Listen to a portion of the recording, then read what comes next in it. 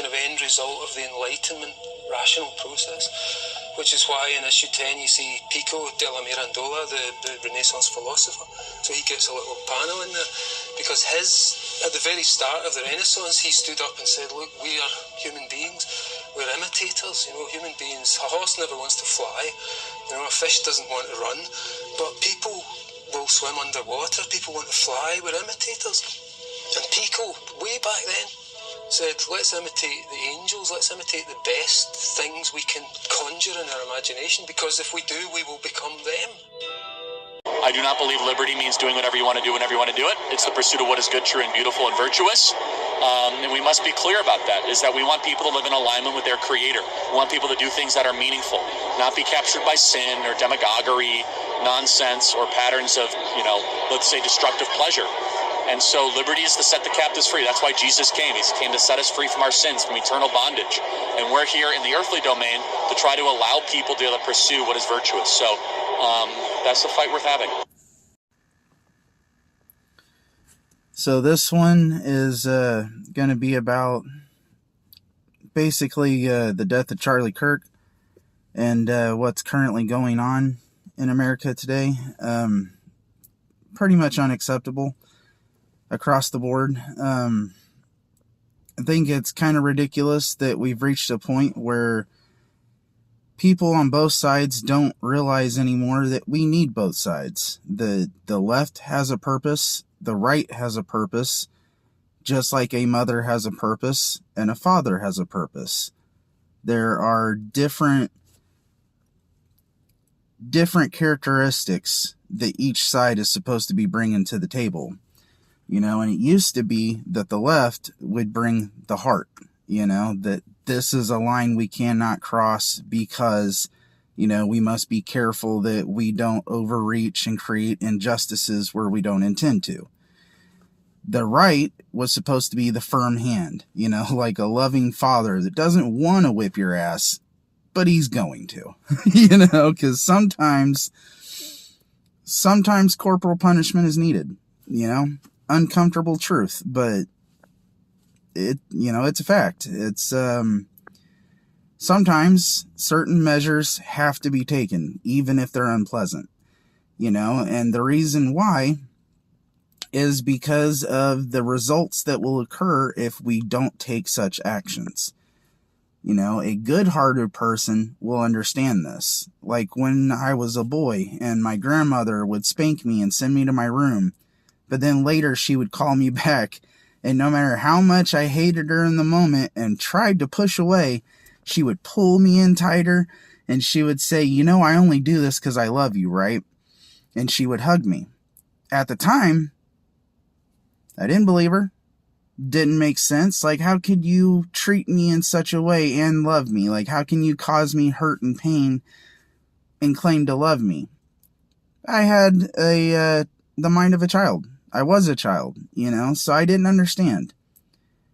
As an adult, I get it, kids can be difficult. And the thing is that the problem is basically that people don't stop being kids.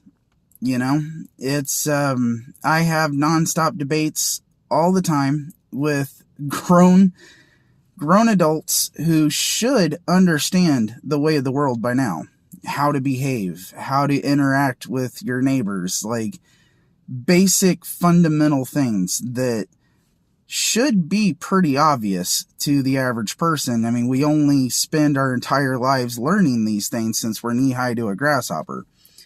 And yet, for some reason, people act like when they reach a certain age, rules just don't apply to them anymore.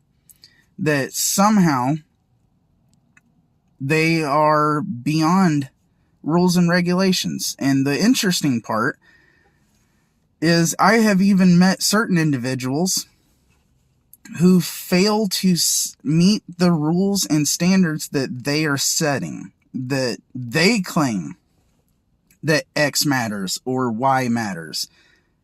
But then when you call them out on the fact that they are not living to the standard that they claim that you should be meeting, They have no good answer for why there is the overlap there, for why it is that they're failing, or why it matters over here, not over there. Like, and that's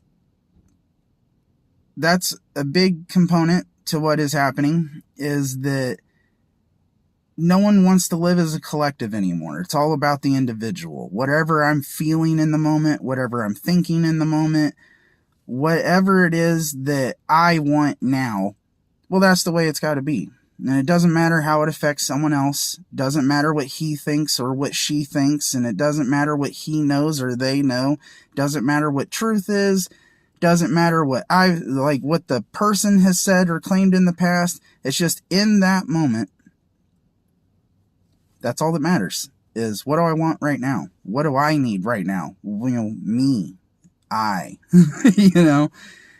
And we need to get back to a point where it's less about the individual and more about the collective. Like back in the way back, early days of our nation, and before this nation was even founded, there was the idea that when the wolves came to the door and you didn't have the ability to fend off the wolves, you turned to your neighbor. Hey, I have a threat at my door.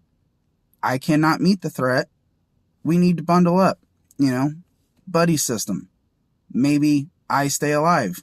Then later, when you need help, you get to stay alive. Maybe when you come calling, it's not wolves at the door. You need crops brought in so that you can feed your family, or sell it at the market so that you can get money to feed your family, or maybe, buy a coat so you don't freeze in the winter, or whatever it would have been, But there was, despite the difference of beliefs, the further back you go, there was still the idea of unity. Because despite difference in beliefs and despite different ideologies, everyone was still in it together. We either band together because we have to, or we die. And that's how it was, But now things have gotten so comfortable with this modern day life and all the benefits that we have, technology and, other things that make our life so easy. We forget how much we actually need each other. That if a finger was snapped right now and things just went to shit, who's got your back? Who's there for you? Are you even ready for a collapse? If it did happen. So if you can't take care of yourself, you kind of have to rely on others. And if you're not such an awesome person and people don't exactly like being around you, who's going to want to help take care of you? Who are you turning to? Where is your Hail Mary? Do you have one? And furthermore, you people can call for the death of the people on the right all you want. And you can celebrate the death of Charlie all you want. But it ain't going to make anyone stop. And that's just the truth, is that there are people in this nation, I would like to think I'm one of them, and generally the world over, that no amount of violence or threats could ever silence what is in our hearts and our minds. Okay? And that truth is something worth pursuing and worth fighting for. And I have lost a lot of family members and a lot of friends over the idea that these things matter. And that they are worth, mixing it up over. Recently, I basically had to cut ties with my brother.